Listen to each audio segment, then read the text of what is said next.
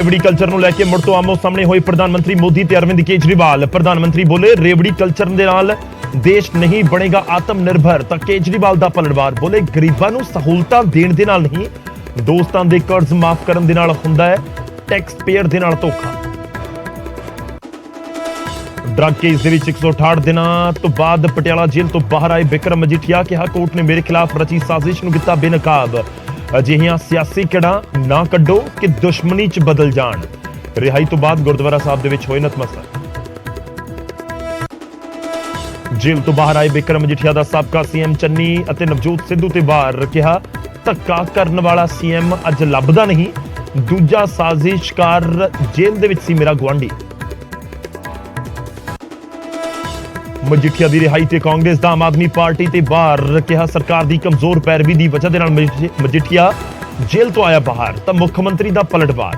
ਕਿਹਾ ਕਾਂਗਰਸ ਨੇ 4.5 ਸਾਲ ਮਜੀਠੀਆ ਨੂੰ ਕਿਉਂ ਬਚਾਇਆ। ਐਕਸ਼ਨ ਦੇ ਵਿੱਚ ਡੀਜੀਪੀ ਗੌਰਵ ਯਾਦਵ 4 ਪੁਲਿਸ ਰੇਂਜਾਂ ਦੇ ਅਧਿਕਾਰੀਆਂ ਦੇ ਨਾਲ ਬੈਠਕ। ਪਟਿਆਲਾ, ਬਠਿੰਡਾ, ਫਰੀਦਕੋਟ ਤੇ ਫਿਰੋਜ਼ਪੁਰ ਰੇਂਜ ਦੇ ਪੁਲਿਸ ਅਧਿਕਾਰੀਆਂ ਨਾਲ ਕੀਤੀ ਚਰਚਾ। ਡਰੱਗ ਅਤੇ ਕ੍ਰਾਈਮ ਮੁਕਤ ਸਟੇਟ ਦਾ ਦਿੱਤਾ ਮੰਤਰ। ਮੋਹਾਲੀ 'ਚ ਛੁਡਾਈ ਗਈ 1200 ਏਕੜ ਜ਼ਮੀਨ ਤੇ ਹਾਈ ਕੋਰਟ ਨੇ ਪਹਿਲਾਂ ਵਾਲੀ ਸਥਿਤੀ ਬਰਕਰਾਰ ਰੱਖਣ ਦੇ ਦਿੱਤੇ ਨਿਰਦੇਸ਼। ਪੰਜਾਬ ਸਰਕਾਰ ਤੋਂ ਮੰਗਿਆ ਜਵਾਬ। ਮੋਹਾਲੀ ਦੇ ਵਿੱਚ ਖੁਦ ਮੁੱਖ ਮੰਤਰੀ ਨੇ ਰੇਡ ਕਰਕੇ ਪੰਚਾਇਤੀ ਜ਼ਮੀਨ ਛੁਡਵਾਉਣ ਦਾ ਕੀਤਾ ਸੀ ਦਾਅਵਾ। ਵਿਜੀਲੈਂਸ ਦੀ ਰਡਾਰ ਤੇ ਸਾਬਕਾ ਵਿਧਾਇਕ ਮਦਨ ਲਾਲ ਜਲਾਲਪੁਰ। ਪਿੰਡ ਆਕੜੀ ਦੇ ਵਿੱਚ ਕਰੋੜਾਂ ਦੇ ਘੁਟਾਲੇ 'ਚ ਜੁੜ ਰਹੇ ਨੇ ਤਾਰ। ਸੂਤਰਾਂ ਦੇ ਹਵਾਲੇ ਤੋਂ ਖਬਰ ਜਲਾਲਪੁਰ ਦੇ ਜ਼ਰੀਏ ਹੁੰਦਾ ਸੀ ਕੰਟਰੈਕਟਰ ਅਤੇ ਸਰਪੰਚ ਦੇ ਵਿਚਾਲੇ ਲੈਣ ਦੇਣ। 12 ਕਰੋੜ ਦੇ ਘੁਟਾਲੇ ਦੇ ਵਿੱਚ ਸਰਪੰਚ ਪਹਿਲਾਂ ਹੀ ਹੋ ਚੁੱਕੀ ਹੈ ਗ੍ਰਿਫਤਾਰ। ਬੰਦੀ ਸਿੰਘਾਂ ਦੀ ਰਿਹਾਈ ਦੇ ਲਈ ਦਿੱਲੀ ਦੇ ਜੰਤਰ ਮੰਤਰ ਤੇ ਧਰਨਾ। ਸਿਮਰਨਜੀਤ ਸਿੰਘ ਮਾਨ ਨੇ ਸਜ਼ਾ ਪੂਰੀ ਕਰ ਚੁੱਕੇ ਬੰਦੀ ਸਿੰਘਾਂ ਦੀ ਰਿਹਾਈ ਦੀ ਕੀਤੀ ਮੰਗ। ਲੰਪੀ ਸਕਿਨ ਨੂੰ ਲੈ ਕੇ ਪੰਜਾਬ ਸਰਕਾਰ ਨੇ ਜਾਰੀ ਕੀਤੀ ਐਡਵਾਈਜ਼ਰੀ। ਬਾਹਰਲੇ ਸੂਬਿਆਂ ਤੋਂ ਪਸ਼ੂਆਂ ਦੀ ਐਂਟਰੀ ਤੇ ਕੀਤਾ ਬੈਨ। ਪਸ਼ੂ ਮੇਲਿਆਂ ਤੇ ਵੀ ਰੋਕ। ਹਾਲਾਤ ਦੀ ਸਮੀਖਿਆ ਦੇ ਲਈ 3 ਮੈਂਬਰੀ ਸਬ ਕਮੇਟੀ ਦਾ ਗਠਨ। ਜਸਟਿਸ ਯੂ ਲਲਿਤ ਹੋਣਗੇ ਦੇਸ਼ ਦੇ ਨਵੇਂ ਚੀਫ ਜਸਟਿਸ। ਰਾਸ਼ਟਰਪਤੀ ਮੁਰਮੂ ਨੇ ਨਾਮ ਦੇ ਉੱਤੇ ਲਗਾਈ ਮੁਹਰ। 27 ਅਗਸਤ ਨੂੰ ਸਹੁੰ ਚੁੱਕ ਸਮਾਗਮ।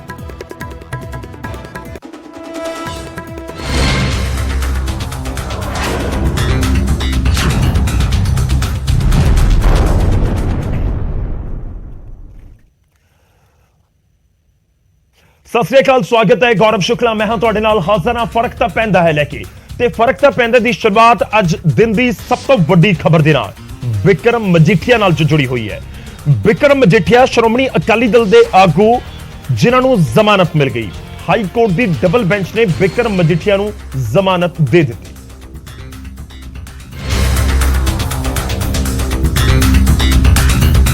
ਹਾਈ ਕੋਰਟ ਦੇ ਵਿੱਚ ਮਜੀਠੀਆ ਦੇ ਵਕੀਲਾਂ ਨੇ ਉਹਨਾਂ ਦੇ ਉੱਤੇ ਦਰਜ ਕੇਸ ਨੂੰ ਸਿਆਸੀ ਬਦਲਾਖੋਰੀ ਕਰਾਰ ਦਿੱਤਾ। ਮਜੀਠੀਆ ਦੇ ਖਿਲਾਫ ਪਿਛਲੀ ਕਾਂਗਰਸ ਸਰਕਾਰ ਨੇ ਡਰੱਗਸ ਦਾ ਮਾਮਲਾ ਦਰਜ ਕੀਤਾ ਸੀ, ਜਿਸ ਤੋਂ ਬਾਅਦ 24 ਫਰਵਰੀ ਤੋਂ ਉਹ ਪਟਿਆਲਾ ਦੀ ਸੈਂਟਰਲ ਜੇਲ੍ਹ ਦੇ ਵਿੱਚ ਬੰਦ ਸਨ। ਮਜੀਠੀਆ ਕੇਸ ਖਾਰਜ ਕਰਵਾਉਣ ਸੁਪਰੀਮ ਕੋਰਟ ਵੀ ਗਏ, ਪਰ ਉੱਥੋਂ ਉਹਨਾਂ ਨੂੰ ਹਾਈ ਕੋਰਟ ਜਾਣ ਦੇ ਹੁਕਮ ਮਿਲੇ, ਜਿਸ ਤੋਂ ਬਾਅਦ ਮਜੀਠੀਆ ਨੂੰ ਹਾਈ ਕੋਰਟ ਤੋਂ ਹੁਣ ਰਾਹਤ ਮਿਲੀ ਹੈ। ਤੁਹਾਨੂੰ ਪਤਾ ਹੈ ਜੀ ਕਿਸ ਤਰੀਕੇ ਨਾਲ dying days of the government ਵਿੱਚ ਝੂਠਾ ਪਰਚਾ ਦਰਜ ਕਰ ਦਿੱਤਾ ਗਿਆ ਸੀ। These things take their own time. ਬਹੁਤ ਸ਼ੁਕਰਗੁਜ਼ਾਰ ਹਾਂ ਉਸ ਵਾਹਿਗੁਰੂ ਦਾ, ਬਹੁਤ ਸ਼ੁਕਰਗੁਜ਼ਾਰ ਹਾਂ ਆਨਰੇਬਲ ਜੱਜਸ ਦਾ ਜਿਨ੍ਹਾਂ ਨੇ ਫੈਸਲਾ ਸੁਣਾਇਆ। ਬਹੁਤ ਵੱਡੀ ਰਾਹਤ ਹੈ ਬਿਕਰਮ ਸਿੰਘ ਮਜੀਠੀਆ ਨੂੰ, ਸ਼੍ਰੋਮਣੀ ਅਕਾਲੀ ਦਲ ਨੂੰ ਔਰ ਉਹਨਾਂ ਦੇ ਪਰਿਵਾਰ। ਮਜੀਠੀਆ ਇਸ ਵਕਤ ਜੇਲ੍ਹ ਤੋਂ ਬਾਹਰ ਆ ਰਹੇ ਨੇ, ਜਦੋਂ ਅਕਾਲੀ ਦਲ ਦੇ ਵਿੱਚ ਘਮਸਾਨ ਮਚਿਆ ਹੋਇਆ ਹੈ। ਅਕਾਲੀ ਲੀਡਰਸ਼ਿਪ ਅਤੇ ਖਾਸ ਤੌਰ ਤੇ ਬਾਦਲ ਪਰਿਵਾਰ ਦੇ ਖਿਲਾਫ ਬਗਾਵਤੀ ਮਾਹੌਲ ਤਿਆਰ ਕੀਤਾ ਜਾ ਰਿਹਾ ਹੈ। ਉਧਰ ਬਿਕਰਮ ਮਜੀਠੀਆ ਦੀ ਰਿਹਾਈ ਦੀ ਖਬਰ ਮਿਲਦੇ ਹੀ ਉਹਨਾਂ ਦੇ ਹਲਕੇ ਮਜੀਠਾ ਦੇ ਵਿੱਚ ਜਸ਼ਨ ਵੀ ਸ਼ੁਰੂ ਹੋ ਗਿਆ।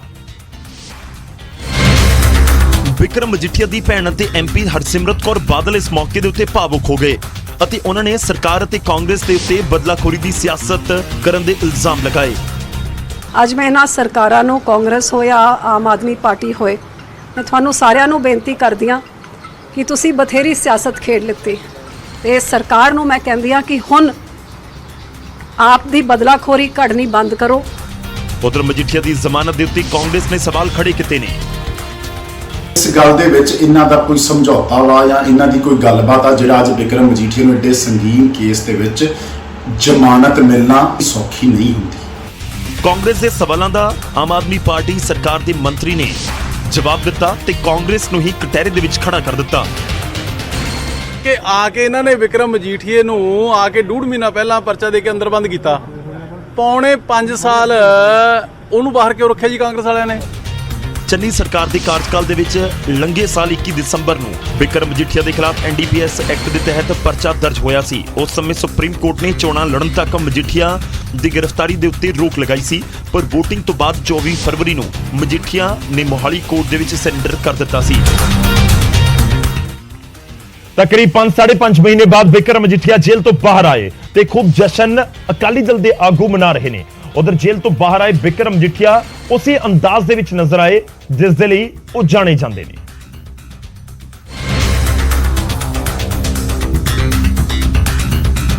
ਮਜੀਠੀਆ ਦੇ ਜੇਲ੍ਹ ਤੋਂ ਬਾਹਰ ਆਉਂਦੇ ਹੀ ਪੱਤਰਕਾਰਾਂ ਦੀ ਭੀੜ ਨੇ ਉਹਨਾਂ ਨੂੰ ਘੇਰ ਲਿਆ। ਪੱਤਰਕਾਰਾਂ ਦੇ ਸਵਾਲਾਂ ਦਾ ਵੀ ਮਜੀਠੀਆ ਨੇ ਉਸੇ ਬੇਬਾਕੀ ਦੇ ਨਾਲ ਜਵਾਬ ਦਿੱਤਾ ਜਿਸ ਦੇ ਲਈ ਉਹ ਜਾਣੇ ਜਾਂਦੇ ਨੇ। ਜੇਲ੍ਹ ਤੋਂ ਬਾਹਰ ਆਉਂਦੇ ਹੀ ਮਜੀਠੀਆ ਨੇ ਰੱਬ ਦਾ ਸ਼ੁਕਰੀਆ ਕੀਤਾ ਅਤੇ ਕਿਹਾ ਕਿ ਮੇਰੇ ਖਿਲਾਫ ਸਾਜ਼ਿਸ਼ ਕਰਨ ਵਾਲਿਆਂ ਨੂੰ ਹਾਈ ਕੋਰਟ ਤੋਂ ਜਵਾਬ ਮਿਲ ਗਿਆ ਹੈ।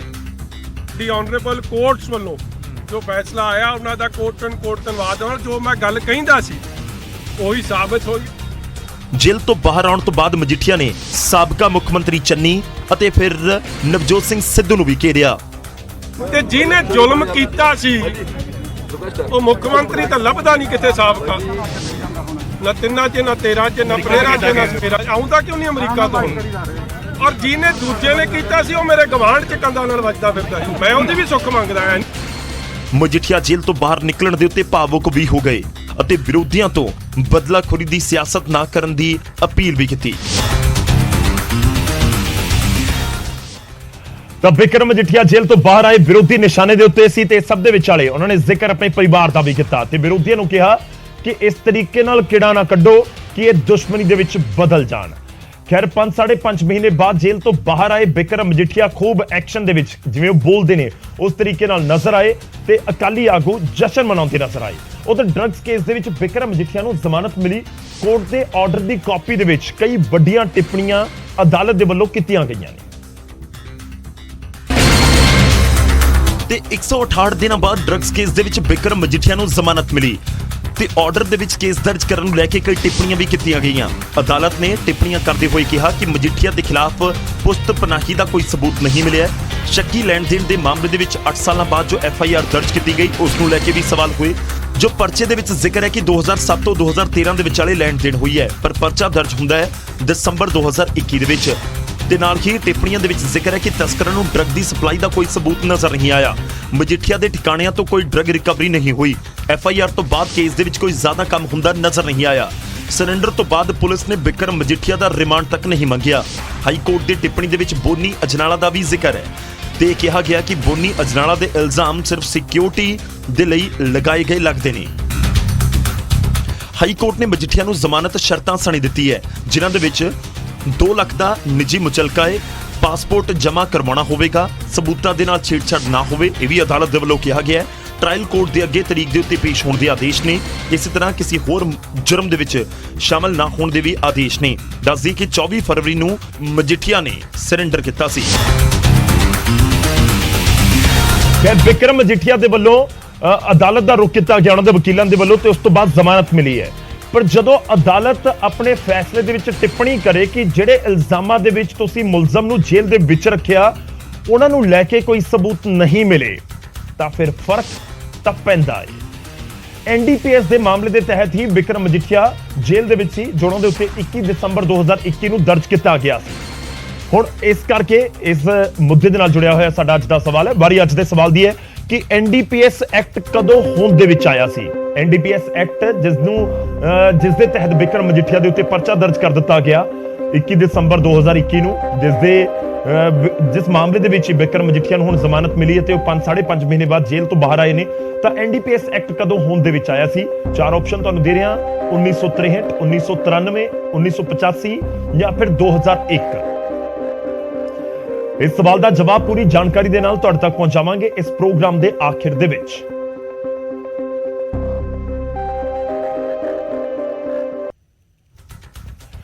ਉਧਰ ਬੰਦੀ ਸਿੱਖਾਂ ਦੀ ਰਿਹਾਈ ਦੇ ਲਈ ਸ਼੍ਰੋਮਣੀ ਅਕਾਲੀ ਦਲ ਅੰਮ੍ਰਿਤਸਰ ਦੇ ਆਗੂ ਨੇ ਦਿੱਲੀ ਦੇ ਵਿੱਚ ਧਰਨਾ ਦਿੱਤਾ।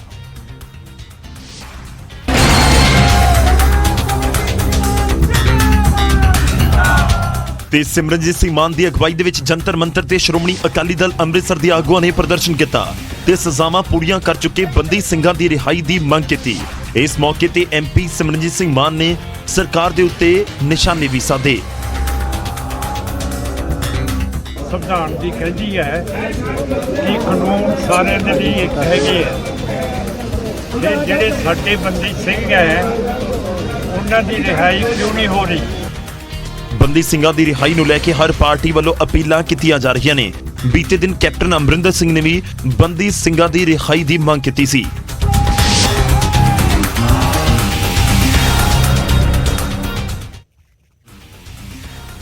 ਉਧਰ ਸਿਮਰਨਜੀਤ ਸਿੰਘ ਮਾਨ ਦੀ ਪਾਰਟੀ ਦੇ ਸਮਰਥਕਾਂ ਦੇ ਵੱਲੋਂ ਪਾਣੀਪਤ ਟੋਲ ਪਲਾਜ਼ਾ ਦੇ ਉੱਤੇ ਹੰਗਾਮਾ ਕੀਤਾ ਗਿਆ ਜੋ ਇਲਜ਼ਾਮ ਲੱਗੇ ਨੇ।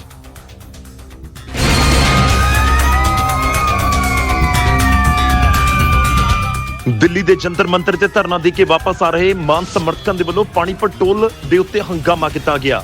ਦਿੱਲੀ ਤੋਂ ਪਰਤਦੇ ਸਮੇਂ ਮਾਨ ਸਮਰਥਕਾਂ ਨੇ ਇਲਜ਼ਾਮ ਲਗਾਇਆ ਕਿ ਟੋਲ ਮੁਲਾਜ਼ਮਾਂ ਨੇ ਉਹਨਾਂ ਦੇ ਨਾਲ ਬਦਤਮੀਜ਼ੀ ਕੀਤੀ ਹੈ, ਜਿਸ ਤੋਂ ਬਾਅਦ ਮਾਨ ਸਮਰਥਕਾਂ ਨੇ ਗੱਡੀ ਤੋਂ ਉਤਰ ਕੇ ਟੋਲ ਪਲਾਜ਼ਾ ਵਾਲਿਆਂ ਦੇ ਖਿਲਾਫ ਨਾਅਰੇਬਾਜ਼ੀ ਕੀਤੀ।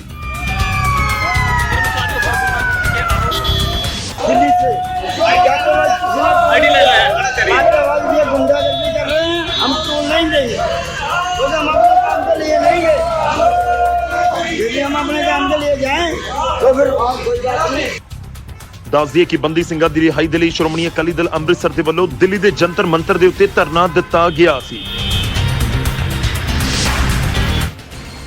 ਹਾਲਾਂਕਿ ਬਾਅਦ ਦੇ ਵਿੱਚ ਧਰਨਾ ਚੁੱਕ ਲਿਆ ਗਿਆ, ਇਹ ਵੀ ਜਾਣਕਾਰੀ ਨਿਕਲ ਕੇ ਸਾਹਮਣੇ ਆਈ। ਅਗਲੀ ਖਬਰ ਦਾ ਰੁਖ ਕਰਦੇ ਹਾਂ। ਵਿਜੀਲੈਂਸ ਦੀ ਰਡਾਰ ਦੇ ਉੱਤੇ ਹੁਣ ਇੱਕ ਹੋਰ ਸਾਬਕਾ ਵਿਧਾਇਕ ਨੇ, ਨਾਮ ਹੈ ਮਦਨ ਲਾਲ ਜਲਾਲਪੁਰ। ਸਾਬਕਾ ਕਾਂਗਰਸੀ ਵਿਧਾਇਕ ਮਦਨ ਲਾਲ ਜਲਾਲਪੁਰ ਦੇ ਉੱਤੇ ਇਸ ਸਮੇਂ ਵਿਜੀਲੈਂਸ ਦੀ ਨਜ਼ਰ ਦੱਸੀ ਜਾ ਰਹੀ ਹੈ, ਯਾਨੀ ਕਿ ਰਡਾਰ ਦੇ ਉੱਤੇ ਨੇ ਮਦਨ ਲਾਲ ਜਲਾਲਪੁਰ। ਸੂਤਰਾਂ ਦੇ ਹਵਾਲੇ ਤੋਂ ਇੱਕ ਖਬਰ ਸਾਹਮਣੇ ਆਈ। ਇਲਜ਼ਾਮ ਨੇ ਕਿ ਪਿੰਡ ਆਕੜੀ ਦੇ ਪੰਚਾਇਤ ਫੰਡ ਘੁਟਾਲੇ ਦੇ ਵਿੱਚ ਮਦਨ ਲਾਲ ਜਲਾਲਪੁਰ ਦਾ ਵੀ ਹੱਥ ਸੀ। ਘੁਟਾਲੇਬਾਜ਼ ਸਰਪੰਚ ਦੇ ਨਾਲ ਜੁੜੇ ਜਲਾਲਪੁਰ ਦੇ ਤਾਰ ਨੇ ਤੇ ਇਹ ਵੀ ਤੁਹਾਨੂੰ ਦੱਸ ਦਈਏ ਕਿ ਸਰਪੰਚ ਦੇ ਉੱਤੇ 12.25 ਕਰੋੜ ਰੁਪਏ ਦਾ ਗਬਨ ਦਾ ਇਲਜ਼ਾਮ ਹੈ। ਸਰਪੰਚ ਹਰਜੀਤ ਕੌਰ ਨੂੰ ਵਿਜੀਲੈਂਸ ਨੇ ਪਹਿਲਾਂ ਹੀ ਗ੍ਰਿਫਤਾਰ ਕਰ ਲਿਆ ਤੇ ਤੁਹਾਨੂੰ ਦੱਸ ਦਈਏ ਕਿ ਪਿੰਡ ਦੇ ਵਿਕਾਸ ਕਾਰਜਾਂ ਦੇ ਲਈ ਇਹ ਫੰਡ ਦੀ ਵਰਤੋਂ ਕੀਤੀ ਗਈ। ਵਿਜੀਲੈਂਸ ਨੂੰ ਸ਼ੱਕ ਹੈ ਕਿ ਕੰਟਰੈਕਟਰ ਦਿਨੇਸ਼ ਬੰਸਲ ਤੇ ਸਰਪੰਚ ਦੇ ਵਿਚਾਲੇ ਮਦਨ ਲਾਲ ਜਲਾਲਪੁਰ ਦੇ ਜ਼ਰੀਏ ਹੀ ਇਹ ਪੂਰਾ ਗਬਨ ਕੀਤਾ ਗਿਆ ਹੈ। ਜਲਾਲਪੁਰ ਦੀ ਸਫਾਈ ਵੀ ਇਸ ਵਿਚਾਲੇ ਸਾਹਮਣੇ ਆਈ ਤੇ ਮਦਨ ਲਾਲ ਜਲਾਲਪੁਰ ਨੇ ਕਿਹਾ ਕਿ ਪਿੰਡ ਆਕੜੀ ਦੇ ਘੁਟਾਲੇ ਦੇ ਨਾਲ ਉਹਨਾਂ ਦਾ ਕੋਈ ਲੈਣਾ ਦੇਣਾ ਨਹੀਂ ਹੈ। ਕਿਸੇ ਵੀ ਤਰ੍ਹਾਂ ਦੀ ਜਾਂਚ ਦੇ ਲਈ ਉਹ ਤਿਆਰ ਨੇ। ਫਿਲਹਾਲ ਆਸਟ੍ਰੇਲੀਆ ਦੇ ਵਿੱਚ ਨੇ ਮਦਨ ਲਾਲ ਜਲਾਲਪੁਰ ਤੇ ਉਹਨਾਂ ਨੇ ਵੀ ਦਾਅਵਾ ਕੀਤਾ ਕਿ ਜਦੋਂ ਪੰਜਾਬ ਪਰਤਣਗੇ ਤਾਂ ਜੇਕਰ ਵਿਜੀਲੈਂਸ ਕਹੇਗੀ ਤਾਂ ਫਿਰ ਜਾਂਚ ਦੇ ਵਿੱਚ ਪੂਰਾ ਸਹਿਯੋਗ ਕਰਨਗੇ। ਦੇ ਵੱਲੋਂ ਪਿੰਡ ਆਕੜੀ ਦੇ ਵਿੱਚ ਬਹੁ ਕਰੋੜੀ ਘਪਲੇ ਦੇ ਤਹਿਤ ਜਿਹੜੀ ਪਿੰਡ ਦੀ ਸਰਪੰਚ ਹੈਗੀ ਹੈ ਉਸ ਨੂੰ ਗ੍ਰਿਫਤਾਰ ਕੀਤਾ ਗਿਆ। ਦੂਜੇ ਪਾਸੇ ਵਿਜੀਲੈਂਸ ਦੀ ਜਾਂਚ ਦੇ ਵਿੱਚ ਕਈ ਹੋਰ ਨਾਮ ਵੀ ਸ਼ਾਮਲ ਹੋ ਸਕਦੇ ਨੇ। ਮੈਂ ਇਸ ਵੇਲੇ ਪਿੰਡ ਜਲਾਲਪੁਰ ਦੇ ਵਿੱਚ ਮੌਜੂਦ ਹਾਂ। ਇਹ ਪਿੱਛੇ ਜਿਹੜੇ ਵਿਧਾਇਕ ਨੇ, ਸਾਬਕਾ ਵਿਧਾਇਕ ਮਦਨ ਲਾਲ ਜਲਾਲਪੁਰ ਦੀ ਰਿਹਾਇਸ਼ ਹੈਗੀ ਹੈ ਤੇ ਸੂਤਰਾਂ ਤੋਂ ਮੇਰੀ ਜਾਣਕਾਰੀ ਦੇ ਅਨੁਸਾਰ ਜਿਹੜੀ ਹੁਣ ਜਾਂਚ ਹੋਣੀ ਹੈ ਉਹਦੇ ਵਿੱਚ ਮਦਨ ਲਾਲ ਜਲਾਲਪੁਰ ਦਾ ਨਾਮ ਵੀ ਸ਼ਾਮਿਲ ਹੋ ਸਕਦਾ ਜਾਂ ਉਹਨਾਂ ਨੂੰ ਜਾਂਚ ਦੇ ਦਾਇਰੇ ਦੇ ਵਿੱਚ ਲਿਆਂਦਾ ਜਾ ਸਕਦਾ ਹੈ। ਸਾਡੀ ਗੱਲ ਹੋਈ ਜਦੋਂ ਸੰਪਰਕ ਹੋਇਆ ਸੀ ਸਾਬਕਾ ਵਿਧਾਇਕ ਮਦਨ ਲਾਲ ਜਲਾਲਪੁਰ ਦੇ ਨਾਲ ਤਾਂ ਉਹਨਾਂ ਨੇ ਕਿਹਾ ਕਿ ਮੈਂ ਇਸ ਵੇਲੇ ਵਿਦੇਸ਼ ਦੇ ਵਿੱਚ ਹਾਂ ਤੇ ਜੇਕਰ ਵਿਜੀਲੈਂਸ ਦੇ ਵੱਲੋਂ ਇਸ ਮਾਮਲੇ 'ਚ ਕੋਈ ਜਾਂਚ ਹੁੰਦੀ ਹੈ ਤਾਂ ਇਹ ਬਹੁਤ ਵਧੀਆ ਗੱਲ ਹੈ ਤੇ ਮੈਂ ਖੁਦ ਇਸ ਜਾਂਚ ਦੇ ਵਿੱਚ ਸਹਿਯੋਗ ਦੇਵਾਂਗਾ ਕਿਉਂਕਿ ਮੈਂ ਖੁਦ ਆਪਣੇ ਹਲਕੇ ਦੇ ਵਿੱਚ ਜਿੰਨੇ ਵੀ ਭ੍ਰਿਸ਼ਟਾਚਾਰ ਦੇ ਕੋਈ ਕੰਮ ਹੋਏ ਨੇ ਤਾਂ ਉਹਨਾਂ ਅਫਸਰਾਂ ਦੇ ਖਿਲਾਫ ਆਵਾਜ਼ ਬੁਲੰਦ ਕਰਦਾ ਰਿਹਾ ਕਿ ਇਸ ਦੀ ਜਾਂਚ ਹੋਣੀ ਚਾਹੀਦੀ ਹੈ। ਸੋ ਕੁੱਲ ਮਿਲਾ ਕੇ ਦੇਖਿਆ ਜਾਵੇ ਤਾਂ ਵਿਜੀਲੈਂਸ ਦੇ ਵੱਲੋਂ ਸਿਰਫ ਮਦਨ ਲਾਲ ਜਲਾਲਪੁਰ ਹੀ ਨਹੀਂ ਕਈ ਹੋਰ ਵੱਡੇ ਨਾਮ ਕਈ ਅਧਿਕਾਰੀਆਂ ਨੂੰ ਵੀ ਰਡਾਰ ਦੇ ਉੱਪਰ ਲਿਆ ਗਿਆ ਹੈਗਾ ਤੇ ਆਉਣ ਵਾਲੇ ਦਿਨਾਂ ਦੇ ਵਿੱਚ ਜਦੋਂ ਵਿਜੀਲੈਂਸ ਇਸ ਮਾਮਲੇ ਦੀ ਜਾਂਚ ਦਾ ਦਾਇਰਾ ਵਧਾਊਗੀ ਤਾਂ ਉਸ ਦੇ ਵਿੱਚ ਕਈ ਹੋਰ ਜਿਹੜੇ ਵਿਅਕਤੀ ਨੇ ਗ੍ਰਿਫਤ ਵਿੱਚ ਆਉਣਗੇ। ਪਰ ਹੈਰਾਨੀ ਦੀ ਗੱਲ ਇਹ ਵੀ ਹੈ ਕਿ ਇੱਕ ਸਰਪੰਚ ਐਡਾ ਵੱਡਾ ਘੁਟਾਲਾ ਕਿਵੇਂ ਕਰੂਗੀ। ਖੈਰ ਇੱਕ ਪਿੰਡ ਦੇ ਵਿੱਚ 12 ਕਰੋੜ ਰੁਪਏ ਦਾ ਘੁਟਾਲਾ ਹੋ ਜਾਵੇ, ਇੱਕ ਪਿੰਡ ਦੀ ਪੰਚਾਇਤ ਦਾ ਬਜਟ ਕਿੰਨਾ ਹੁੰਦਾ ਹੋਵੇਗਾ। ਪਰ ਜਾਣਕਾਰੀ ਹੈ ਕਿ ਇਸ ਪਿੰਡ ਨੂੰ ਕੋਈ ਪੰਚਾਇਤੀ ਜ਼ਮੀਨ ਹਾਈਵੇ ਦੇ ਵਿੱਚ ਆਈ, ਉੱਥੋਂ ਪੈਸਾ ਆਇਆ ਸੀ ਕਰੀਬ 50 ਕਰੋੜ ਰੁਪਏ ਜੋ ਜਾਣਕਾਰੀ ਹੈ ਮੁੱਢਲੀ ਤੌਰ ਦੇ ਉੱਤੇ ਤੇ ਉਸ ਦੇ ਵਿੱਚ 12.25 ਕਰੋੜ ਰੁਪਏ ਦਾ ਘੁਟਾਲਾ ਕਰ ਦਿੱਤਾ ਗਿਆ ਔਰ ਇਲਜ਼ਾਮ ਸਰਪੰਚ ਦੇ ਉੱਤੇ ਲੱਗੇ ਨੇ ਜਿਸ ਨੂੰ ਗ੍ਰਿਫਤਾਰ ਵੀ ਕਰ ਲਿਆ ਗਿਆ ਹੈ। ਖੈਰ ਜਦੋਂ ਇੱਕ ਪਿੰਡ ਦੇ ਵਿੱਚ 12.25 ਕਰੋੜ ਦੇ ਘੁਟਾਲੇ ਦੀ ਜਾਣਕਾਰੀ ਨਿਕਲ ਕੇ ਸਾਹਮਣੇ ਆਵੇ ਫਿਰ ਫਰਕ ਤਾਂ ਪੈਂਦਾ ਹੈ। ਉਧਰ ਇੱਕ ਪਾਸੇ ਸੂਬੇ ਦੇ ਵਿੱਚ ਲੰਪੀ ਸਕਿਨ ਬਿਮਾਰੀ ਦਾ ਕਹਿਰ ਵਧਦਾ ਜਾ ਰਿਹਾ ਹੈ ਤਾਂ ਦੂਜੇ ਪਾਸੇ ਸਰਕਾਰ ਵੀ ਐਕਸ਼ਨ ਦੇ ਵਿੱਚ ਹੈ।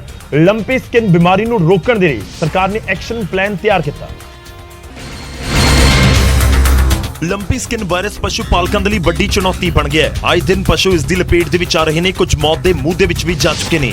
ਇਹਨਾਂ ਮੁਸ਼ਕਿਲ ਹਾਲਾਤ ਦੇ ਵਿੱਚ ਸਰਕਾਰ ਨੇ ਲੰਪੀ ਸਕਿਨ ਵਾਇਰਸ ਨੂੰ ਕੰਟਰੋਲ ਕਰਨ ਦੇ ਲਈ ਐਕਸ਼ਨ ਪਲਾਨ ਤਿਆਰ ਕਰ ਲਿਆ ਹੈ। ਸਰਕਾਰ ਦੇ ਵੱਲੋਂ ਕੁਝ ਪਾਬੰਦੀਆਂ ਲਗਾਈਆਂ ਗਈਆਂ ਨੇ ਤੇ ਕੁਝ ਚੌਕਸੀ ਵਧਾਈ ਗਈ ਹੈ ਤੇ ਐਕਸ਼ਨ ਲੈਂਦੇ ਹੋਏ ਸਰਕਾਰ ਨੇ ਦੂਜੇ ਸੂਬਿਆਂ ਦੇ ਵਿੱਚੋਂ ਪਸ਼ੂਆਂ ਦੀ ਐਂਟਰੀ ਦੇ ਉੱਤੇ ਰੋਕ ਲਗਾ ਦਿੱਤੀ ਹੈ। ਪੰਜਾਬ ਦੇ ਵਿੱਚ ਪਸ਼ੂ ਮੇਲਿਆਂ ਦੇ ਉੱਤੇ ਵੀ ਫਿਲਹਾਲ ਬੈਨ ਲਗਾਇਆ ਗਿਆ ਹੈ। ਪਸ਼ੂ ਝੁੰਡ ਦੇ ਵਿੱਚ ਨਾ ਰੱਖੇ ਜਾਣ ਦੀ ਅਪੀਲ ਹੋਈ ਹੈ ਤੇ ਵੈਟਰਨਰੀ ਵਿਭਾਗ ਦੀਆਂ ਟੀਮਾਂ ਨੂੰ ਪਿੰਡ-ਪਿੰਡ ਜਾਣ ਦੇ ਆਦੇਸ਼ ਦਿੱਤੇ ਗਏ ਨੇ। ਇੱਕ ਤਾਲਮੇਲ ਕਮੇਟੀ ਜਿਹਦੇ ਵਿੱਚ ਤਿੰਨੋਂ ਮੰਤਰੀ ਸਾਹਿਬਾਨ, ਯੂਨੀਵਰਸਿਟੀ ਦੇ ਡੀਨ ਸਾਹਿਬ, ਵੈਟਰਨਰੀ ਡਿਪਾਰਟਮੈਂਟ ਦੇ ਤੇ ਪਸ਼ੂ ਪਾਲਣ ਵਿਭਾਗ ਦੇ ਸੈਕਟਰੀ ਜਿਹੜੇ ਨੇ ਉਹਨਾਂ ਦੀ ਇੱਕ ਬਣਾਈ ਹੈ, ਉਹ ਡੇ ਟੂ ਡੇ ਮੋਨੀਟਰ ਕਰੂਗੀ। ਮੁੱਖ ਮੰਤਰੀ ਨੇ ਲੰਪੀ ਸਕਿਨ ਦੇ ਨਾਲ ਬਣੇ ਤਾਜ਼ਾ ਹਾਲਾਤ ਤੇ ਨਜ਼ਰ ਰੱਖਣ ਦੇ ਲਈ 3 ਮੰਤਰੀਆਂ ਦੀ ਇੱਕ ਕਮੇਟੀ ਬਣਾਈ, ਜਿਸ ਦੇ ਵਿੱਚ ਮੰਤਰੀ ਹਰਪਾਲ ਚੀਮਾ, ਕੁਲਦੀਪ ਧਾਲੀਵਾਲ ਅਤੇ ਲਾਲਜੀਤ ਸਿੰਘ ਭੁੱਲਰ ਸ਼ਾਮਲ ਹੋਣਗੇ। ਜਿਹੜੀ ਵੈਕਸੀਨ ਜਿਹੜੀ ਹੁਣ ਤੱਕ ਇਸ ਬਿਮਾਰੀ ਲਈ ਰਿਕਮੈਂਡਡ ਹੈ, ਗੋਟ ਪੌਕਸ, ਉਹ ਅਸੀਂ ਭਾਰੀ ਮਾਤਰਾ 'ਚ ਮੰਗਵਾ ਲਈ ਹੈ ਤੇ ਹੋਰ ਵੀ 에ਅਰਲਿਫਟ ਕਰਾ ਲਾਂਗੇ ਜ਼ਰੂਰਤ ਪਈ। ਮੁੱਖ ਮੰਤਰੀ ਨੇ ਕਿਹਾ ਕਿ ਲੰਪੀ ਸਕਿਨ ਵਾਇਰਸ ਦੇ ਨਾਲ ਨਜਿੱਠਣ ਦੇ ਲਈ ਗੁਜਰਾਤ ਤੋਂ ਦਵਾਈ ਮੰਗਵਾ ਲਈ ਗਈ ਹੈ ਤੇ ਇਸ ਮਾਮਲੇ ਤੇ ਕੇਂਦਰ ਦੇ ਨਾਲ ਵੀ ਰਾਬਤਾ ਕਾਇਮ ਕੀਤਾ ਗਿਆ ਹੈ। ਤਾਂ ਲੰਪੀ ਸਕਿਨ ਦੀ ਵਜ੍ਹਾ ਦੇ ਨਾਲ ਪੰਜਾਬ ਦੇ ਵਿੱਚ ਵੱਖ-ਵੱਖ ਥਾਵਾਂ ਦੇ ਉੱਤੇ ਪਸ਼ੂਆਂ ਦੇ ਮਰਨ ਦੀਆਂ ਜਾਣਕਾਰੀਆਂ ਸਾਹਮਣੇ ਆਈਆਂ ਨੇ ਤੇ ਇਸ ਵਿਚਾਲੇ ਸਰਕਾਰ ਐਕਸ਼ਨ ਦੇ ਵਿੱਚ ਹੈ ਤੇ ਲੰਪੀ ਸਕਿਨ ਨੂੰ ਲੈ ਕੇ ਕਦਮ ਚੁੱਕੇ ਜਾ ਰਹੇ ਨੇ।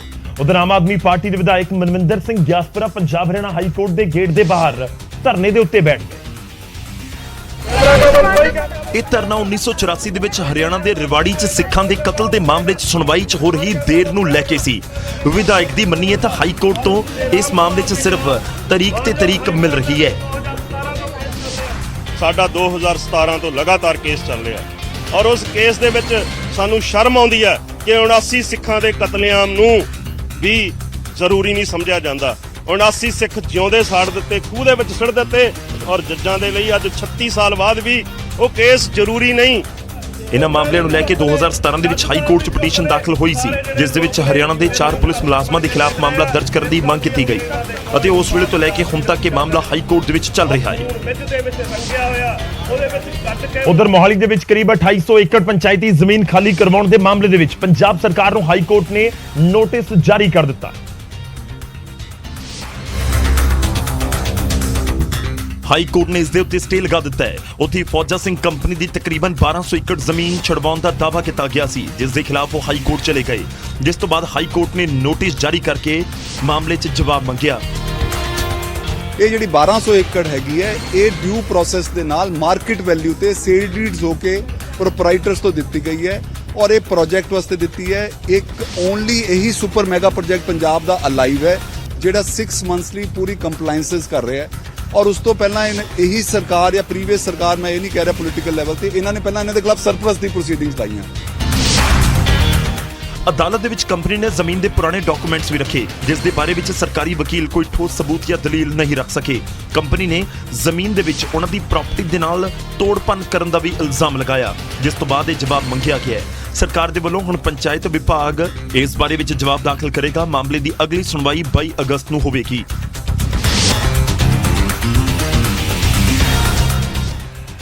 ਤਾਂ 2828 ਏਕੜ ਜ਼ਮੀਨ ਦੇ ਉੱਤੋਂ ਕਬਜ਼ਾ ਛੁਡਵਾਉਣ ਦਾ ਦਾਅਵਾ ਕੀਤਾ ਗਿਆ ਸੀ, ਪਰ ਇਸ ਸਭ ਦੇ ਵਿਚਾਲੇ ਹਾਈ ਕੋਰਟ ਨੇ ਨੋਟਿਸ ਜਾਰੀ ਕਰਕੇ ਜਵਾਬ ਮੰਗ ਲਿਆ ਤੇ ਦੂਜੇ ਪਾਸੇ ਇਸ ਜ਼ਮੀਨ ਨੂੰ ਪਹਿਲਾਂ ਵਾਲੀ ਸਥਿਤੀ ਦੇ ਵਿੱਚ ਹੀ ਬਰਕਰਾਰ ਰੱਖਣ ਦੇ ਆਦੇਸ਼ ਵੀ ਦਿੱਤੇ ਗਏ ਨੇ। ਹੁਣ ਅੱਗੇ ਵਧਦੇ ਹਾਂ ਤੇ ਗੱਲ ਹੋਵੇਗੀ ਤਾਲੇ ਦੀ। ਤਾਲਾ ਲੱਗਿਆ ਸਕੂਲ ਦੇ ਬਾਹਰ, ਡਿਸਪੈਂਸਰੀ ਦੇ ਬਾਹਰ। ਜੀ ਹਾਂ, ਵੱਡੀ ਖਬਰ ਹੈ ਭਵਾਨੀਗੜ੍ਹ ਤੋਂ। ਭਵਾਨੀਗੜ੍ਹ ਦੇ ਪਿੰਡ ਕਪਿਆਲ ਦੇ ਵਿੱਚ ਲੋਕਾਂ ਨੇ ਸਕੂਲ ਡਿਸਪੈਂਸਰੀ ਨੂੰ ਜਿੰਦਰਾ ਜੜ ਦਿੱਤਾ। ਸਕੂਲ, ਪਸ਼ੂ ਹਸਪਤਾਲ, ਡਿਸਪੈਂਸਰੀ ਨੂੰ ਜਿੰਦਰਾ ਲਗਾ ਕੇ ਹੱਥਾਂ ਦੇ ਵਿੱਚ ਕਿਸਾਨੀ ਝੰਡੇ ਫੜ ਕੇ ਲੋਕ ਪ੍ਰਦਰਸ਼ਨ ਕਰ ਰਹੇ ਨੇ ਤੇ ਸਰਕਾਰ ਦੇ ਖਿਲਾਫ ਨਾਅਰੇਬਾਜ਼ੀ ਹੋ ਰਹੀ ਹੈ। ਪਿੰਡ ਵਾਸੀਆਂ ਦਾ ਇਲਜ਼ਾਮ ਹੈ ਕਿ ਸਕੂਲ ਸਮਾਰਟ ਹੈ ਪਰ ਪੜ੍ਹਾਉਣ ਵਾਲੇ ਅਧਿਆਪਕ ਨਹੀਂ ਨੇ। ਡਿਸਪੈਂਸਰੀ ਦੇ ਵਿੱਚ ਕੋਈ ਡਾਕਟਰ ਨਹੀਂ ਹੈ, ਜਿਸ ਕਾਰਨ ਪਿੰਡ ਵਾਸੀਆਂ ਨੇ ਸਰਕਾਰ ਨੂੰ ਚੇਤਾਵਨੀ ਦਿੱਤੀ ਤੇ ਸਾਰੇ ਪਾਸੇ ਜਿੰਦਰੇ ਜੜ ਦਿੱਤੇ।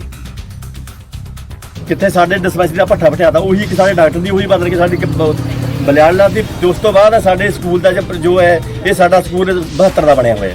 ਇਹ ਸਕੂਲ ਪਲੱਸ 2 ਹੋ ਗਿਆ, ਪਲੱਸ 2 ਹੋਏ ਨੂੰ ਵੀ ਮੇਰੇ ਤਕਰੀਬਨ 15 ਸਾਲ ਹੋ ਗਏ। ਪਲੱਸ 2 ਦਾ ਸਾਡਾ ਬਹੁਤ ਵਧੀਆ ਸਿਸਟਮ ਚੱਲ ਰਿਹਾ ਸੀ, ਪੂਰੇ ਟੀਚਰ ਤੇ ਉਹਨੇ ਜਦੋਂ ਦੀ ਇਹ ਸਰਕਾਰ ਆਈ ਹੈ ਸਾਡੇ 2 ਲੈਕਚਰ ਆਤੇ, ਉਹਨੇ ਪ੍ਰਮੋਟ ਕਰਕੇ ਕਿਸੇ ਸਕੂਲ 'ਚ ਹੋਰ ਲਾਤੇ। ਸਾਡਾ ਸਕੂਲ ਵੀ ਵਿਹਲਾ ਹੋਣ ਜਾ ਰਿਹਾ ਹੈ। ਪਸ਼ੂਆਂ ਦਾ ਹਸਪਤਾਲ ਸਾਡਾ ਪੂਰਾ ਜਦੋਂ ਦੀ ਕਾਂਗਰਸ ਸਰਕਾਰ ਬਣੀ ਹੈ ਉਦੋਂ ਦੀ ਵਿਹਲਾ ਹੈ। ਜਦੋਂ ਸਕੂਲ ਤਾਂ ਸਮਾਰਟ ਹੋਣ ਪਰ ਸਮਾਰਟ ਸਕੂਲਾਂ ਦੇ ਵਿੱਚ ਅਧਿਆਪਕ ਹੀ ਨਾ ਹੋਣ ਫਿਰ ਫਰਕ ਤਾਂ ਪੈਂਦਾ ਹੈ। ਦੇ ਵਿੱਚ ਟੀਚਰ ਤਾਂ ਸਵਾਲ ਇਹ ਹੈ ਕਿ ਸਮਾਰਟ ਸਕੂਲ ਹੋਵੇਗਾ ਕਿਵੇਂ? ਬੋਰਡ ਦੇ ਨਾਲ, ਬਿਲਡਿੰਗ ਦੇ ਨਾਲ, ਪੇਂਟ ਦੇ ਨਾਲ, ਗੇਟ ਦੇ ਨਾਲ, ਡਿਸਪੈਂਸਰੀ ਦੇ ਨਾਲ? ਨਹੀਂ। ਸਕੂਲ ਤਾਂ ਹੀ ਸਮਾਰਟ ਹੋ ਸਕਦਾ ਹੈ ਜੇਕਰ ਬੱਚੇ ਉੱਥੋਂ ਪੜ੍ਹ ਕੇ ਸਮਾਰਟ ਬਣ ਕੇ ਨਿਕਲਣ। ਉਧਰ ਕੁਝ ਦਿਨ ਪਹਿਲਾਂ ਭਾਰੀ ਮੀਂਹ ਪਿਆ ਤਾਂ ਉੱਥੇ ਜਦੋਂ ਧੁੱਪ ਪੈਣ ਲੱਗੀ ਤਾਂ ਲੋਕਾਂ ਦੇ ਘਰਾਂ ਨੂੰ ਵੀ ਨੁਕਸਾਨ ਪਹੁੰਚ ਰਿਹਾ ਹੈ। ਮਲੋਟ ਦੇ ਪਿੰਡ ਲਾਲਬਾਈ ਦੇ ਵਿੱਚ ਇੱਕ ਘਰ ਦੀ ਛੱਤ ਡਿੱਗ ਗਈ। ਇਹ ਇਕੱਲੀ ਛੱਤ ਨਹੀਂ ਡਿੱਗੀ, ਸਗੋਂ ਇਸ ਘਰ ਦਾ ਮੁਖੀ ਵੀ ਮੰਜੇ ਦੇ ਉੱਤੇ ਡਿੱਗ ਗਿਆ। ਦਰਅਸਲ ਕੁਝ ਦਿਨ ਪਹਿਲਾਂ ਕਾਫੀ ਮੀਂਹ ਪਿਆ ਤੇ ਹੁਣ ਕੜਾਕੇ ਦੀਆਂ ਧੁੱਪਾਂ ਦੀ ਵਜ੍ਹਾ ਦੇ ਨਾਲ ਕੱਚੇ ਘਰਾਂ ਨੂੰ ਨੁਕਸਾਨ ਪਹੁੰਚ ਰਿਹਾ ਹੈ। ਸੁਰਜੀਤ ਸਿੰਘ ਨਾਮ ਦੇ ਸ਼ਖਸ ਦੇ ਘਰ ਦੀ ਛੱਤ ਵੀ ਡਿੱਗ ਗਈ ਤੇ ਉਹ ਖੁਦ ਜ਼ਖਮੀ ਹੋ ਗਿਆ। ਪਤਾ ਹੀ ਨਹੀਂ ਲੱਗਾ ਜਦੋਂ ਟਾਟ ਉੱਤੇ ਆ ਗਈ ਸਾਰੀ, ਮੈਂ ਤਾਂ ਥੱਲੇ ਨੱਪਿਆ ਗਿਆ, ਆਂਢੀਆਂ ਗੁਆਂਢੀਆਂ ਨੇ ਆ ਕੇ ਕੱਢਿਆ ਜੀ। ਉਧਰ ਪਿੰਡ ਵਾਸੀਆਂ ਦਾ ਕਹਿਣਾ ਕਿ ਪਿੰਡ ਦੇ ਵਿੱਚ ਹੋਰ ਵੀ ਅਜਿਹੇ ਕਈ ਘਰ ਨੇ ਜੋ ਡਿੱਗਣ ਦੀ ਕਗਾਰ ਦੇ ਉੱਤੇ ਨੇ ਤੇ ਸਰਕਾਰ ਤੋਂ ਮਦਦ ਦੀ ਗੁਹਾਰ ਲਗਾਈ ਜਾ ਰਹੀ ਹੈ। ਇਸ ਮਕਾਨ ਦੇ ਪੈਸੇ ਆਏ ਨੂੰ ਕਮ ਸੇ ਕਮ ਸਾਲ 1.5 ਸਾਲ ਹੋ ਗਏ, ਮਨਜ਼ੂਰ ਵੀ ਹੋਇਆ, ਪੈਸੇ ਵੀ ਪਾ ਚੁੱਕੇ ਆ, ਪਰ ਖਾਤਿਆਂ 'ਚ ਪੈਸੇ ਜਿਹੜੇ ਬੰਦੇ ਦੇ ਆਏ ਉਹਨਾਂ ਦੇ ਖਾਤੇ 'ਚ ਪੈਸੇ ਨਹੀਂ ਆ ਰਹੇ। ਇਹ ਕੀ ਅਸੀਂ ਸਰਕਾਰ ਨੂੰ ਕਹਿ ਰਹੇ ਹਾਂ ਕਿ ਇਦਾਂ ਤੁਸੀਂ ਵੀ ਕਮਰੇ ਮਨਜ਼ੂਰ ਕਰ ਦਿਓ ਸਰ। ਕਿਤੇ ਘਰਾਂ ਦੇ ਵਿੱਚ ਲੋਕ ਬੇਘਰ ਹੋਏ ਤਾਂ ਕਿਤੇ ਫਸਲਾਂ ਦੀ ਬਰਬਾਦੀ। ਮੁਕਤਸਰ ਅਬੋਹਰ ਏਰੀਆ ਦੇ ਵਿੱਚ ਅਜਿਹੀਆਂ ਤਸਵੀਰਾਂ ਇਸ ਸਾਲ ਬਹੁਤ ਗਿਣਤੀ ਦੇ ਵਿੱਚ ਵੇਖਣ ਨੂੰ ਮਿਲੀਆਂ। ਤਾਂ ਮੀਂਹ ਕਈ ਲੋਕਾਂ ਦੇ ਲਈ ਰਾਹਤ ਲੈ ਕੇ ਆਇਆ ਹੋਵੇਗਾ, ਕਈ ਲੋਕਾਂ ਨੂੰ ਗਰਮੀ ਤੋਂ ਰਾਹਤ ਮਿਲੀ ਹੋਵੇਗੀ, ਪਰ ਜਿਨ੍ਹਾਂ ਦੇ ਘਰ ਕੱਚੇ ਨੇ ਉਹਨਾਂ ਦੇ ਲਈ ਤਾਂ ਇਹ ਆਫਤ ਹੈ। ਉਧਰ ਆਜ਼ਾਦੀ ਦੇ 75 ਸਾਲ ਬਾਅਦ ਵੀ ਚੰਬਾ ਦੇ ਵਿਕਾਸ ਨੂੰ ਸ਼ੀਸ਼ਾ ਦਿਖਾਉਣ ਵਾਲੀਆਂ ਕੁਝ ਤਸਵੀਰਾਂ ਸਾਹਮਣੇ ਆਈਆਂ ਨੇ ਔਰ ਇਹ ਤਸਵੀਰਾਂ ਸਿਸਟਮ ਨੂੰ ਪੁੱਛ ਰਹੀਆਂ ਨੇ ਕਿ ਅਸੀਂ ਵੀ ਸੈਲੀਬ੍ਰੇਟ ਕਰੀਏ ਆਜ਼ਾਦੀ ਦਿਹਾੜਾ 75ਵਾਂ। ਤਸਵੀਰਾਂ ਚੰਬਾ ਦੇ ਭਰਮੌਰ ਦੀਆਂ ਨੇ ਜਿੱਥੇ ਲੋਕ ਮਹਿਲਾ ਨੂੰ ਇੱਕ ਪਾਲਕੀ ਦੇ ਵਿੱਚ ਪਹਾੜਾਂ ਤੇ ਬਣੇ ਰਸਤੇ ਤੋਂ ਲੈ ਕੇ ਜਾ ਰਹੇ ਨੇ। ਇਹ ਮਹਿਲਾ ਬਿਮਾਰ ਹੈ ਜਿਸ ਨੂੰ ਮੋਢਿਆਂ ਦੇ ਉੱਤੇ ਚੁੱਕ ਕੇ ਪਾਲਕੀ ਦੀ ਮਦਦ ਦੇ ਨਾਲ ਹਸਪਤਾਲ ਪਹੁੰਚਾਇਆ ਜਾ ਰਿਹਾ ਹੈ। ਇਹ ਲੋਕ ਕਰੀਬ 6 ਕਿਲੋਮੀਟਰ ਤੱਕ ਇਸੇ ਰਾਹ ਦੇ ਉੱਤੇ ਹੋ ਕੇ ਹਸਪਤਾਲ ਪਹੁੰਚਦੇ ਨੇ। ਇਹ ਮਹਿਲਾ ਅਤੇ ਉਸ ਦੇ ਨਾਲ ਨਜ਼ਰ ਆ ਰਹੇ ਲੋਕ ਭਰਮੌਰ ਦੀ ਦੁਰਗੇਠੀ ਪੰਚਾਇਤ ਦੇ ਰਹਿਣ ਵਾਲੇ ਨੇ। ਵਰਿਆਂ ਤੋਂ ਇਹ ਲੋਕ ਸੜਕ ਦੀ ਮੰਗ ਕਰ ਰਹੇ ਨੇ ਪਰ ਆਜ਼ਾਦੀ ਦੇ 75 ਸਾਲ ਬਾਅਦ ਵੀ ਇਹਨਾਂ ਦੇ ਪਿੰਡ ਤੱਕ ਸੜਕ ਨਹੀਂ ਪਹੁੰਚੀ। ਇੱਥੋਂ ਤੱਕ ਕਿ ਸੜਕ ਦੀ ਮੰਗ ਪੂਰੀ ਨਾ ਹੋਣ ਦੀ ਵਜ੍ਹਾ ਨਾਲ ਇਹ ਲੋਕ ਚੋਣਾਂ ਦੇ ਵਿੱਚ ਬਾਈਕਾਟ ਤੱਕ ਕਰ ਚੁੱਕੇ ਨੇ ਅਤੇ ਇਸ ਵਾਰ ਵੀ ਵਿਧਾਨ ਸਭਾ ਚੋਣਾਂ ਦੇ ਬਾਈਕਾਟ ਦਾ ਐਲਾਨ ਕਰ ਚੁੱਕੇ ਨੇ। ਤਾਂ ਕਿ ਪਿੰਡ ਦੇ ਲੋਕਾਂ ਦੀਆਂ ਵੋਟਾਂ ਬਹੁਤ ਘੱਟ ਨੇ, ਇਸ ਕਰਕੇ ਇਹਨਾਂ ਦੇ ਵੱਲ ਧਿਆਨ ਨਹੀਂ ਦਿੱਤਾ ਜਾਂਦਾ ਕਿ ਜੇ 20-50 ਵੋਟਾਂ ਨਹੀਂ ਵੀ ਪਈਆਂ ਤਾਂ ਫਿਰ ਕੋਈ ਗੱਲ ਨਹੀਂ। ਖੈਰ ਜਦੋਂ ਬਾਈਕਾਟ ਹੋਣ ਦੇ ਬਾਅਦ ਵੀ, ਇਲੈਕਸ਼ਨ ਦਾ ਬਾਈਕਾਟ ਕਰਨ ਦੇ ਬਾਅਦ ਵੀ ਲੋਕਾਂ ਨੂੰ ਸਹੂਲਤ ਨਾ ਮਿਲੇ ਔਰ ਆਜ਼ਾਦੀ ਦੇ 75 ਸਾਲ ਬਾਅਦ ਵੀ ਪਿੰਡ ਨੂੰ ਸੜਕ ਨਾ ਜਾਂਦੀ ਹੋਵੇ, ਇਲਾਜ ਕਰਵਾਉਣ ਦੇ ਲਈ ਮੋਢਿਆਂ ਦੇ ਉੱਤੇ ਚੁੱਕ ਕੇ ਕਿਸੇ ਨੂੰ ਹਸਪਤਾਲ 5-6 ਕਿਲੋਮੀਟਰ ਪਹਾੜੀ ਚੜ੍ਹ ਕੇ ਪਹੁੰਚਾਉਣਾ ਪਵੇ, ਫਿਰ ਫਰਕ ਤਾਂ ਪੈਂਦਾ ਹੈ। ਹੁਣ ਅੱਗੇ ਵਧਦੇ ਹਾਂ ਤੇ ਗੱਲ 75 ਸਾਲ ਦੀ ਅਸੀਂ ਕਰ ਰਹੇ ਹਾਂ। ਦੇਸ਼ 75 ਸਾਲ ਆਜ਼ਾਦੀ ਦੇ ਮਨਾ ਰਿਹਾ ਹੈ। 15 ਅਗਸਤ ਨੇੜੇ ਹੈ ਤੇ ਨੈਟਵਰਕ 18 ਵੀ ਕੋਸ਼ਿਸ਼ ਕਰ ਰਿਹਾ, ਅਸੀਂ ਨਿਊਜ਼ 18 ਪੰਜਾਬ ਕੋਸ਼ਿਸ਼ ਕਰ ਰਹੇ ਹਾਂ ਕਿ 75 ਸਾਲ ਦੀਆਂ ਪ੍ਰਾਪਤੀਆਂ ਵੀ ਅਸੀਂ ਤੁਹਾਡੇ ਤੱਕ ਪਹੁੰਚਾ ਸਕੀਏ। 75 ਸਾਲ ਦੀ ਪ੍ਰਾਪਤੀ ਦੇ ਵਿੱਚੋਂ ਇੱਕ ਹੈ ਕਿ ਦੁਨੀਆ ਦਾ ਦੂਜਾ ਵੱਡਾ ਰੋਡ ਨੈਟਵਰਕ ਹਿੰਦੁਸਤਾਨ ਦੇ ਵਿੱਚ ਹੈ। ਜਿਹਾਂ ਦੇਸ਼ ਦੀ ਆਜ਼ਾਦੀ ਸਮੇਂ ਜਿੱਥੇ ਦੇਸ਼ ਦੇ ਵਿੱਚ ਹਰ ਪਾਸੇ ਕੱਚੀਆਂ ਸੜਕਾਂ ਨਜ਼ਰ ਆਉਂਦੀਆਂ ਸੀ ਤਾਂ 75 ਸਾਲ ਦੀ ਪ੍ਰਾਪਤੀ ਹੈ ਕਿ ਭਾਰਤ ਦੇ ਵਿੱਚ ਦੁਨੀਆ ਦਾ ਦੂਜਾ ਸਭ ਤੋਂ ਵੱਡਾ ਰੋਡ ਨੈਟਵਰਕ ਹੈ।